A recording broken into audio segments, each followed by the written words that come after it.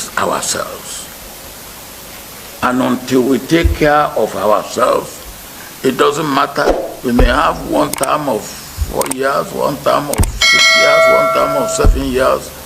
If it's the same people and the same mentality and the same way we do things, it won't change. So our beginning is ourselves, to my mind. Yes, system, yes, democracy. We have to rethink democracy. We have to rethink the form of government. What is the character of the people that are in government? With all due respect, most of them should be behind the bar. And that is the truth. Most of them should be behind the bar. Some should even be in the gallows. You are what you are today because you are a Nigerian. I am what I am today because I'm a Nigerian. So why should they be Nigerian and be languishing in poverty? Why? And then they make demand for that. And we are not listening to them. They make demand for that. And we are treating it with levity. We are sitting on the keg of gunpowder. They are frustrated, they are desperate, they are angry, they are hungry, they are unemployed, they are in abject poverty. What do we expect? Those boys and girls that have tried to go over the Sahara and go over the Mediterranean, they had 3 hurdles to cross: the Sahara, the ill treatment in the Mediterranean country on this side, whether it's Algeria, or Libya or wherever, they go through hell. Then the Mediterranean. Then when they landed on the other side, some of them came here. I listened to them and I was weeping. Now why should they go through that? Because what you and I have not given them the attention that they deserve. Obasanjo is not a saint. You may have your own sentiment against him, but you will never deny the fact that Obasanjo is a nationalist, a true patriot to this country. His 8 years in office was the best in the history of this country. Took over a comatose economy from the military and revamped it. The military head of state we had in this country bastardized our economy. They destroyed this country.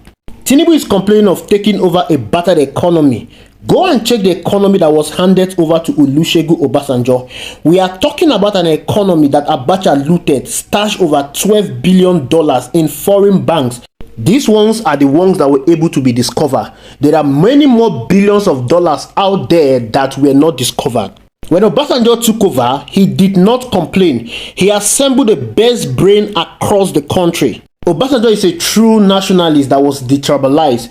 Appointment into his cabinet was based on merit. Obasanjo gave us the best of brains and they made many reforms that revolutionized this country. The banking sector was one of the sectors that Obasanjo revolutionized. This sector employs a lot of young Nigerians and paid them well. Obasanjo administration saw the birth of many industries across the country. The oil sector was vibrant. Many of these companies had their offices in Lagos. Lagos became a buoyant economy due to Obasanjo reform, not Tinubu, as most of these companies set up their offices in Lagos.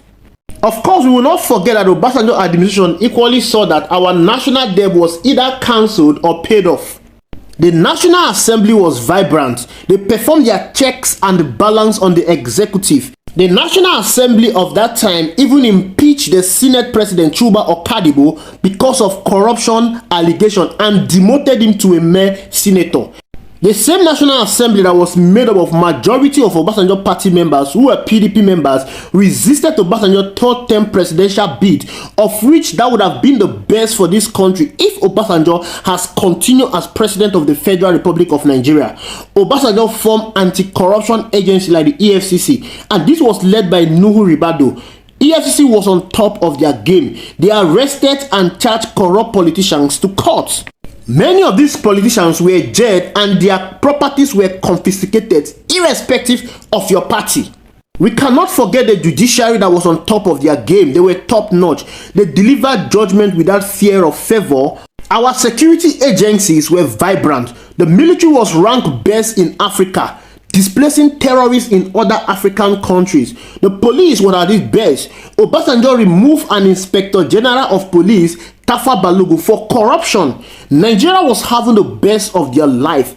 Everything nosedived after he left office. Today, we are a shadow of our former self. Everything Obasanjo worked for, the foundation he laid, has been destroyed. The blocks taken away. Our most vibrant and respectable judiciary that was feared across Africa, not just only in Nigeria, has now become the most corrupt in the country. Do you know what it means for the judiciary to be the most corrupt agency, institution in this country? That is a disaster. The National Assembly has become a rubber stamp. They are no longer loyal to the people, but to the president. No more checks are balanced. They allow the president to borrow the nation into debt. All you keep hearing in the National Assembly are budget padding, contract inflation, plus their humongous allowances they take home every month. The EFCC officials are now thieves that are masquerading with uniform. They are breaking into people's homes to steal from them. They harass people. They loot people's properties. They are now loyal to politicians while harassing innocent youths.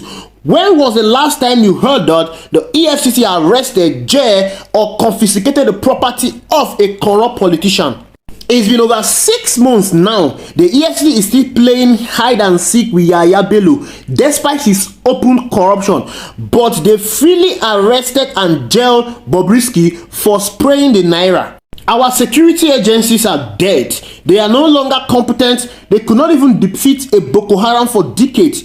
Insecurity has gone worse. The mistake Nigerians and the National Assembly made was resisting Obasanjo from continuing with his third term bid. That would have been the best thing that would have happened in this country. The democracy we are practicing currently is not working for us. We've become so bad that we can barely feed ourselves. Nigerians are hungry. We are facing insecurity, unemployment, out of school children, and the people they had to resort to taking to the street to protest. A nation that is blessed with abundance of resources, but these resources are not well utilized. We have become a mockery to other countries, especially African countries. We are being mocked on daily basis. Look at what happened in the Olympics. Our Olympic participation this year was a total show of shame and incompetence. One of the Nigerian athletes in this year's Olympic in the cycling competition had no bicycle for the race. Germany had to borrow her a bicycle. What an international disgrace. Sporting activities in this country is dead because of corruption. Sport used to be one of the major things that this country was being known for. The first African country to win a gold medal in Olympic football game. When was the last time you heard that our under-23 participated in the Olympic football game? How about our underage football team? When was the last time you heard that they won or participated in a competition? The under-17, the under-20. When was the last time you heard that they participated in a competition? Nowhere to be found. Our women national football team, nowhere to be found. Everything is slowly dying down. This is as a result of bad government. Bad government affects every facet of our life. All we keep hearing is oil theft, oil theft. How do you allow the major source of your revenue to be stolen? The only reason why this is allowed to go on is because it's the people in power that are stealing this oil. Nigerians had to resort to protesting. People go to the street to tell their government that we are hungry. It is obvious most of you do not understand the grave danger we are as a nation. This is the reason why I'm in support of Olusegun Obasanjo. The people that ensure that this country is where it is today should be jailed. President Muhammadu Buhari should not be allowed to go scot-free. Bola Tinubu should not even be our president. Goodluck Ebele should be invited.